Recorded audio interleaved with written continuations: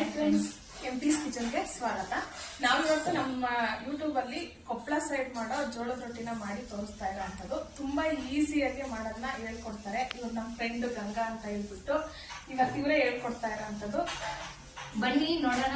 ನಾವು ರೊಟ್ಟಿ ಮಾಡೋದನ್ನ ಈಸಿಯಾಗಿ ಹೇಳ್ಕೊಡ್ತೀವಿ. ಡಯಟ್ ಯಾರಿಗಾದ್ರೂ ಬೇಕಂದ್ರೆ ಇದು ತುಂಬಾ ಈಸಿಯಾಗಿ ಮಾಡ್ಕೋಬಹುದು. ಡಯಟ್ ಮಾಡೋರ್ಗೆ ಮುದ್ದಿ ಮತ್ತೆ ರೊಟ್ಟಿ ತುಂಬಾ ಚೆನ್ನಾಗಿರುತ್ತೆ.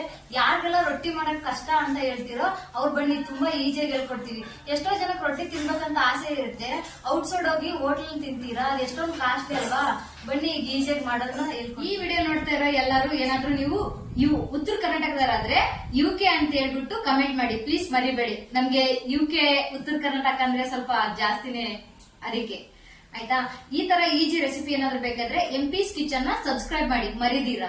ಆಮೇಲೆ ನೋಡೋರೆಲ್ಲರೂ UK ಅಂತೇಳಿ ನೀವು ಮೆಸೇಜ್ ಹಾಕಿದ್ರೆ ನನಗೆ ತುಂಬಾ ಖುಷಿ. ಈಗೆಲ್ಲ ಲತ್ಕುನಿ ಹತ್ಕೋಬಾರ್ದಲ್ವಾ, ಅದಕ್ಕೆ ನಾವು ಇದನ್ನ ರ್ಯಾಪ್ ಮಾಡ್ಕೋತಾ ಇರೋದು. ನೋಡಿ, ಇದು ಆಲ್ರೆಡಿ ಇರುತ್ತಲ್ವಾ ನಿಮ್ಮ ಮನೇಲಿ ಚಪಾತಿಗೆ ಮಾಡೋದು, ಅದೇನೆ ತಗೊಂಡಿರೋದು. ಇದನ್ನೇನಾದ್ರೂ ರ್ಯಾಪ್ ಮಾಡ್ಕೊಂಡಿಲ್ಲ ಅಂದ್ರೆ ಇದೆಲ್ಲ ಹತ್ಕೊಂಡ್ಬಿಡುತ್ತೆ. ಅದಕ್ಕೋಸ್ಕರ ಇದನ್ನ ಸುತ್ಕೋಬೇಕು.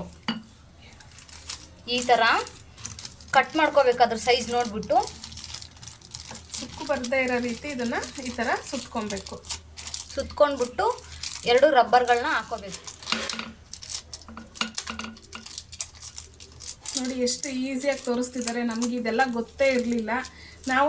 ನಾವು ತುಂಬಾ ಸರ್ತಿ ಮಾಡ್ಬೇಕಾದ್ರೆ ಈ ತರ ಎಲ್ಲ ಲಟ್ಟಣಿಗೆ ಅಂಟ್ಕೊಂಡಿರೋದು ಆಗಿದೆ. ಇದಕ್ಕೆ ಅಂಟ್ಕೋಬಾರ್ದು ಅಂತ ಎಣ್ಣೆ ಎಲ್ಲ ಹಚ್ಕೊಂಡು ಸರ್ಕಸ್ ಮಾಡಿದೀವಿ ನಾವಂತೂ. ನಮ್ಗೆ ಈ ಐಡಿಯಾ ಗೊತ್ತಿರಲಿಲ್ಲ. ಸೊ ನನ್ನ ಫ್ರೆಂಡ್ ತೋರಿಸ್ತಿದ್ದಾರೆ ಎಲ್ಲರಿಗೂ, ಅದರಲ್ಲೂ ಎಕ್ಸ್ಪೆಷಲಿ ಸಿಟಿಲಿರೋರ್ಗಂತೂ ಇದು ತುಂಬಾನೇ ಯೂಸ್ಫುಲ್ಲು. ಯಾರಿಗೆಲ್ಲ ರೊಟ್ಟಿ ಬಿಡೋದ್ರಿಂದ ಕೈ ನೋವು ಬರುತ್ತೆ, ಅದನ್ನ ಯಾರಪ್ಪ ಮಾಡ್ತಾರೆ ಅಂತೇಳಿ ಬಿಟ್ಟಿರ್ತಾರಲ್ವಾ, ಚಪಾತಿ ಮಾಡಿದಷ್ಟು ಈಜಿಯಲ್ಲಿ ರೊಟ್ಟಿ ಮಾಡಿ ತೋರಿಸ್ತೀವಿ ಇವಾಗ. ನೋಡಿ, ಈಗ ನಾವು ಬಿಸಿನೀರನ್ನ ಸ್ವಲ್ಪ ಕಾಯಿಸ್ಬಿಟ್ಟು ಸೇರಿಸ್ಕೊತಾ ಇರೋಂಥದ್ದು. ನಮಗೆ ಅಳತೆ ನೋಡ್ಕೊಂಡು ಸೇರಿಸ್ಕೊಳ್ಳಿ. ಇವ್ರಿಗೆಲ್ಲ ಎಕ್ಸ್ಪೀರಿಯನ್ಸ್ ಇರೋದ್ರಿಂದ ಕಣ್ಣು ಅಳತೆಲಿ ಹಾಕಂತಾರೆ. ಸೊ ನಿಮಗೆ ಅಳತೆಯಲ್ಲಿ ಗ್ಲಾಸು ಅಥವಾ ಬೌಲ ಏನಾದ್ರೂ ಅಳತೆ ಮಾಡ್ಕೊಂಡು ಸೇರಿಸ್ಕೋಬಹುದು.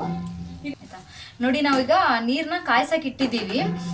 ರೊಟ್ಟಿ ಸಪ್ಪೆ ಸಪ್ಪೆ ಆಗುತ್ತಲ್ವಾ, ನೀವು ಚಪಾತಿಗೆ ಉಪ್ಪು ಹಾಕತ್ತೀರಲ್ವ, ಅದೇ ತರ ನಾವು ರೊಟ್ಟಿಗೆ ಉಪ್ಪು ಹಾಕ್ತೀವಿ. ಯಾರಿಗಾನ ಗೊತ್ತಿಲ್ಲ ಅಂದ್ರೂ ಹಾಕೊಳ್ಳಿ ಇದನ್ನ. ಆಕ್ಚುಲಿ ನಮ್ಮ ಕಡೆ ಹಳ್ಳಿ ಕಡೆಯಲ್ಲಿ ಯೂಸ್ ಮಾಡಲ್ಲ, ಚೆನ್ನಾಗಿರುತ್ತೆ, ಹಾಕ್ತೀವಿ. ಈ ತರ ಪಾತ್ರೆ ಇಲ್ಲ ಅಂದ್ರೆ ನಿಮ್ಮ ಹತ್ರ ಈ ತರದ್ರಲ್ಲೂ ಮಾಡ್ಕೋಬಹುದು, ಚೆನ್ನಾಗಿ ಬರುತ್ತೆ. ನಾನು ಮುಂಚೆ ಇದನ್ನೇ ಯೂಸ್ ಮಾಡ್ತಿದ್ದು. ನೋಡಿ, ನೀರು ಚೆನ್ನಾಗಿ ಕಾಯ್ದಿರ್ಬೇಕು. ನೀರು ಚೆನ್ನಾಗಿ ಕಾದ್ಮೇಲೆ ಸೈಡಲ್ಲಿ ಸ್ವಲ್ಪ ಎತ್ತಿಟ್ಕೊಳ್ಳಿ, ಬೇಕಾದ್ರೆ ಹಾಕೊಳ್ಳಕ್ಕೆ. ನೀರು ಜಾಸ್ತಿ ಆಗ್ಬೋದು. ನಾವಿಲ್ಲಿ 1 ಬೌಲ್ ಆಗೋವಷ್ಟು ಜೋಳದ ಹಿಟ್ಟನ್ನ ತಗೊಂಡಿರೋ ಅಂಥದ್ದು. ನಿಮಗೆ ಬೇಕಂದ್ರೆ ಜಾಸ್ತಿನೇ ತಗೊಳ್ಳಿ.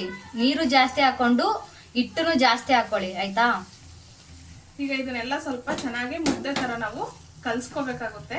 ನಾವು ಬಿಸಿ ನೀರು ಹಾಕಿ ಕೈಯಲ್ಲೂ ನಾದ್ಕೋಬಹುದು. ಆದ್ರೆ ನಾವು ಈ ತರ ಸ್ವಲ್ಪ ಗ್ಯಾಸ್ ಮೇಲೆ ಇಟ್ಕೊಂಡು ಲೋ ಫ್ಲೇಮ್ ಅಲ್ಲಿ ಈ ತರ ಮಾಡ್ಕೊಳ್ಳೋದ್ರಿಂದ ನಮಗೆ ತುಂಬಾ ಚೆನ್ನಾಗಿ ರೊಟ್ಟಿ ಎಲ್ಲೂ ಮುರ್ಕೊಳ್ಳೋದಿಲ್ಲ, ಅಷ್ಟು ಚೆನ್ನಾಗಿ ಬರುತ್ತೆ.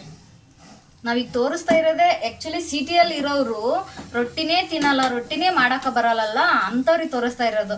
ಹಳ್ಳಿಗಳಲ್ಲಾದ್ರೆ ಕೈಯಲ್ಲೆಲ್ಲ ಇದನ್ನ ಇದು ಮಾಡ್ತಾರೆ, ನಮ್ಮ ಕೈ ಬಿಸಿ ತಡ್ಕೊಳಕ್ ಆಗಲ್ವಲ್ಲ, ಆ ತರದ ತೋರಿಸ್ತಾ ಇರೋದು. ಸಿಸ್ಟರ್, ಇದು ಈಗ ಮುದ್ದೆ ತರ ಈ ತರ ನೀವು ಕಲ್ಸ್ಕೊಂಡ್ಬಿಟ್ಟು ಮಾಡೋದಾ? ಸೇಮ್ ಮುದ್ದೆ ತರಾನೇ. ಮುದ್ದೆನ ತುಂಬಾ ಹೊತ್ತು ಬಿಡ್ತೀವಿ, ಇದನ್ನ ಬಿಡಂಗಿಲ್ಲ.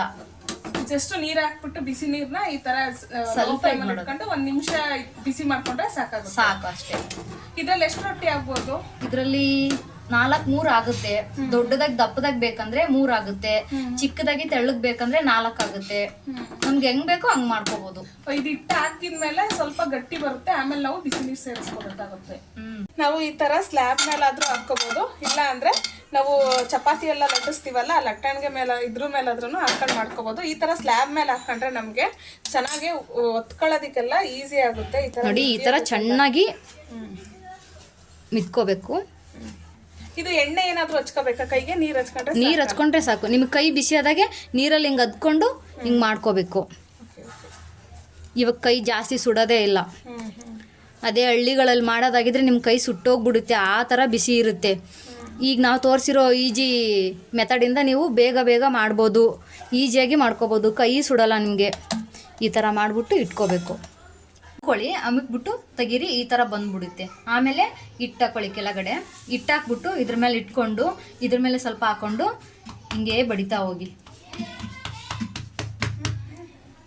ಹಿಟ್ಟು ಕಮ್ಮಿ ಆದಾಗೆ ಇದು ಹತ್ಕೊಳ್ತಿರುತ್ತೆ ಬಂಡೆಗೆ, ಆವಾಗ ಇನ್ನೊಂದು ಸ್ವಲ್ಪ ಹಾಕ್ಬಿಟ್ಟು ಇದು ಮಾಡಬೇಕು. ಹಿಟ್ಟು ಹಾಕ್ಕೊಂಡು ಹಿಂಗೆ ಮಾಡ್ತಾ ಇದ್ರೆ ನೋಡಿ ಎಷ್ಟು ಚೆನ್ನಾಗಿ ಬರ್ತಾ ಇದೆ. ಇಲ್ಲಿ ಸೈಡಲ್ಲಿ ಏನಾದ್ರೂ ಬಿರುಕು ಬಿಟ್ಕೋತಾ ಇದ್ರೆ ಅವಾಗ ಕೈನ ಇದಕ್ಕೆ ಹತ್ಬಿಟ್ಟು ಹಿಂಗೆ ಹಿಂಗೆ ಹಿಂಗೆ ಹಿಂಗೆ ಹಿಂಗೆ ಮಾಡಬೇಕು. ಇಷ್ಟು ಕೈಯಲ್ಲಿ ತಟ್ಕೊಂಡ್ಮೇಲೆ ಈಗ ರೆಡಿ ಮಾಡಿ ಇಟ್ಟಿದ್ವಲ್ಲ, ಇದನ್ನ ತಗೊಂಡ್ಬಿಟ್ಟು ಮೆಲ್ಗೆ ಈ ಥರ ಮಾಡಬೇಕು. ಇದು ತಿರುಗ್ತಾ ಇರಬೇಕು. ಸೇಮ್ ಚಪಾತಿ ಮಾಡ್ತಿರಲ್ವಾ ಆ ಥರನೇ ನಿಧಾನಕ್ಕೆ ತಿರುಗಿಸ್ಕೋಬೇಕು.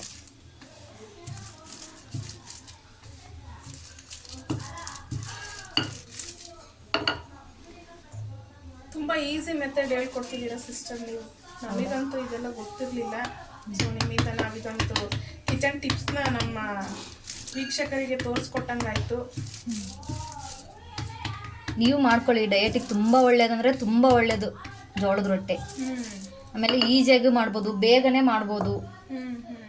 ಇದು ಇಟ್ಟು ಎಕ್ಸ್ಟ್ರಾ ಇರುತ್ತಲ್ಲ, ಅದು ಒಂದು ಪಾತ್ರೆ ಹಾಕಿ ಮುಚ್ಚಿಡ್ಬೇಕಾ? ಬಿಸಿ ಹಾಗೆ ಇರಬೇಕಾ? ಇಲ್ಲ ನಡೆಯುತ್ತೆ, ತಣ್ಣಗಿದ್ರೂ ನಡೆಯುತ್ತೆ. ಎತ್ತದ ಎಲ್ರಿಗೂ ಕಷ್ಟ, ಈಜಿಯಾಗಿ ತೋರಿಸ್ತಾ ಇದ್ದೀನಿ. ಸ್ವಲ್ಪ ಮುಂದಕ್ಕೆ ಹಿಂಗೆ ಜರುಗಿಸ್ಕೊಂಡ್ಬಿಟ್ಟು ಈ ಕೈಯಲ್ಲಿ ಹಿಂಗೆ ತಗೋಬೇಕು. ನೋಡಿ, ಜಾಸ್ತಿ ಇಟ್ಟಿಲ್ಲ ಇಲ್ಲಿ. ಇದ್ರೆ ಸ್ವಲ್ಪ ಹಿಂಗೆ ಅಂದ್ಕೊಳ್ಳಿ, ಸ್ಮೂತ್ ಒಂದು ಬಟ್ಟೆ ತಗೊಂಡ್ಬಿಟ್ಟು. ಇರಲ್ಲ ಇದ್ರೆ ನೀವೇನಾದ್ರೂ ಜಾಸ್ತಿ ಹಿಟ್ಟು ಹಾಕಿದ್ರೆ ಅವಾಗ ಈ ಥರ ಮಾಡ್ಕೊಳ್ಳಿ. ಒಂದು ಕಾಟನ್ ಬಟ್ಟೆಲಿ ಈ ಥರ ಬೌಲಲ್ಲಿ ನೀರು ತಗೊಳ್ಳಿ. ನೀರು ತಗೊಂಡ್ಬಿಟ್ಟು ಈ ಥರ ಮೆಲ್ಗೆ ಹಚ್ಬೇಕು. ಫುಲ್ಲು ದೊಡ್ಡದಾಗಿ ಇದು ಮಾಡೋದಲ್ಲ, ರೊಟ್ಟೆ ಆಮೇಲೆ ಹರ್ಕೊಂಡು ಹೋಗ್ಬಿಡುತ್ತೆ. ಕೀಳೋ ಥರ ಎಲ್ಲ ಹಚ್ಬಾರ್ದು, ಸ್ಲೋ ಆಗಿ ಹಿಂಗೆ ಅಪ್ಲೈ ಮಾಡಬೇಕು ಇದಕ್ಕೆ ಈ ಥರ. ಆಮೇಲೆ ಒಂದು 2 ನಿಮಿಷ ಬಿಡಬೇಕು.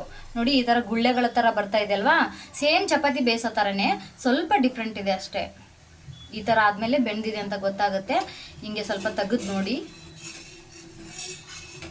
ಈ ಥರ ಹಿಂಗೆ ತಿರುವಾಕೋಬೇಕು. ತಿರುವಾಕೊಂಡು ಈಗಲೂ ಒಂದು 2 ನಿಮಿಷ ಬಿಡಬೇಕು. ಬಿಟ್ಟ ಮೇಲೆ ಅದು ಉಬ್ಕೊಳ್ತಾವ ಏನೋ ನೋಡ್ಕೋಬೇಕು, ನೋಡಿಕೊಂಡು ತೆಗಿಬೇಕು. ನೋಡಿ, ಉಬ್ಕೊಳ್ತಾ ಇದೆ ಅಲ್ವಾ? ಈ ಥರ ಉಬ್ಬಿದಾಗ ಇನ್ನೊಂದ್ಸರಿ ತೆಗೆದ್ಬಿಟ್ಟು ಸೈಡಿಂದ ಹಿಂಗೆ ಮಾಡ್ಕೋಬೇಕು. ಈ ಥರ ಮಾಡ್ಕೊಳಕ್ಕೆ ಇಷ್ಟ ಇಲ್ಲ ಅಂದರೆ ಈ ಥರ ಬಟ್ಟೆ ತಗೊಂಡ್ಬಿಟ್ಟು ಹಿಂಗೆ ಒತ್ಕೋಬೋದು. ಈ ಥರ ಒತ್ತುತ್ತಾ ಇದ್ರೆ ಅದು ಉಬ್ಬಿ ಬರುತ್ತೆ. ಈ ಥರ ಹಾಕಿ ನಾವು ಈ ಥರ ಸ್ವಲ್ಪ ಸರಿನೂ ಮಾಡ್ಕೋಬೋದು. ಅದೇ ಕಿತ್ತೋಗಲ್ಲ. ಜಾಸ್ತಿ ರಫಾಗೆಲ್ಲ ಯೂಸ್ ಮಾಡಬಾರ್ದು. ನಿಮಗೆ ಜಾಸ್ತಿ ಇಟ್ಟಿಟ್ಟು ಅನ್ಸಿದ್ರೆ ಈ ಥರ ಸ್ವಲ್ಪ ಒಂದು ಕಾಟನ್ ಬಟ್ಟೆಲಿ ಈ ಥರ ಒತ್ತಿದ್ರೆ ಸಾಕು, ಅದೆಲ್ಲ ಈಚೆ ಬರುತ್ತೆ. ಈ ಥರ ಮಾಡ್ಕೋಬೋದು ನಾವು. ಈಗ ಇನ್ನೊಂದು ಸೈಡು ನೀರನ್ನ ಹಚ್ಕೊಳ್ಳೋಣ. ನೋಡಿ, ನನ್ನ ಫ್ರೆಂಡ್ ಒಂದು ರೊಟ್ಟಿ ತೋರಿಸಿದ್ರು. ನೆಕ್ಸ್ಟ್ ಈ ರೊಟ್ಟಿ ನಾನೇ ಮಾಡಿರೋದು. ಎಷ್ಟು ಚೆನ್ನಾಗಿ ಬಂದಿದೆ. ತುಂಬ ಈಸಿಯಾಗಿ ಹೇಳ್ಕೊಟ್ಟಿದ್ದಾರೆ. ನನಗಂತೂ ತುಂಬ ಇಷ್ಟ ಆಯಿತು ಇವ್ರು ಹೇಳ್ಕೊಟ್ಟಿದ್ದ ಮೆಥಡು. ನಾನಂತೂ ತುಂಬ ಈಸಿಯಾಗಿ ಕಲ್ತಿದ್ದೀನಿ. ನೀವು ಇದೇ ಥರ ಕಲ್ತ್ಕೊಂಡು ಮನೆಯಲ್ಲಿ ಒಂದು ಸರ್ತಿ ಟ್ರೈ ಮಾಡಿ. ತುಂಬ ಈಸಿಯಾಗಿ ಹೇಳ್ಕೊಟ್ಟಿದ್ದಾರೆ. ನೋಡಿ, ಸ್ವಲ್ಪ ಈ ಥರ ಎಲ್ಲ ನಾವು ನೀರು ಹಚ್ಚಿದ್ದೆಲ್ಲ ಡ್ರೈ ಆಗ್ತಾ ಬಂದಾಗ ನಾವು ಇದು ಚೆನ್ನಾಗಿ ಕೆಳಗಡೆ ಬೆಂದಿದೆ ಅಂತ ಗೊತ್ತಾಗುತ್ತೆ ನಮಗೆ. ಆವಾಗ ಈ ಥರ ಸುತ್ತ ಫಸ್ಟು ಬಿಡಿಸ್ಕೋಬೇಕು. ಈ ಥರ ಬಿಡಿಸ್ಕೊಂಡು ಈ ಥರ ನಾವು ತಿರುಗಿಸ್ಕೋಬೇಕಾಗುತ್ತೆ. ನೋಡಿ ಎಷ್ಟು ಚೆನ್ನಾಗಿ ಬೆಂದಿದೆ ಅಂತ ಹೇಳ್ಬಿಟ್ಟು. ಎಷ್ಟು ತೆಳುವಾಗಿ ಬಂದಿದೆ ಅಂದರೆ ನಿಜವಾಗ್ಲೂ ತುಂಬ ಖುಷಿ ಆಯಿತು ನನಗೆ. ಈಗ ಆನ್ ಸ್ಪಾಟಲ್ಲಿ ಏಳಿಸ್ಕೊಂಡು ಕಲಿತು ಮಾಡಿರೋದು. ನೋಡಿ ಎಷ್ಟು ಚೆನ್ನಾಗಿ ಬಂದಿದೆ ಅಂತ ಹೇಳ್ಬಿಟ್ಟು. ಎಲ್ಲೂ ಮುರ್ಕೊಂಡಿಲ್ಲ, ಕಿತ್ತೋಗಿಲ್ಲ. ಇಷ್ಟು ಚೆನ್ನಾಗಿ ನಾನಂತೂ ಕಲಿತೇ ಇರಲಿಲ್ಲ. ಈಗ ನಾನು ಕಲ್ತ್ಕೊಂಡು ಮಾಡಿದ್ದೀನಿ. ನಂಗೆ ತುಂಬ ಇಷ್ಟ ಆಗಿದೆ. ಸೊ ನೆಕ್ಸ್ಟ್ ನಮ್ಮ ಮನೆಗೆ ಯಾವಾಗಲೂ ಒಂದು 15 ದಿವಸಕ್ಕೆ ಒಂದು ಸರ್ತಿನಾದರೂ ನಾನು ಜೋಳದ ರೊಟ್ಟಿ ಮಾಡೇ ಮಾಡ್ತೀನಿ. ನೀವು ಇದೇ ಥರ ಕಲ್ತ್ಕೊಂಡು ಮನೇಲಿ ಟ್ರೈ ಮಾಡಿ. ತುಂಬಾ ಈಸಿ ಮೆಥಡಲ್ಲಿ ಹೇಳ್ಕೊಟ್ಟಿದ್ದಾರೆ.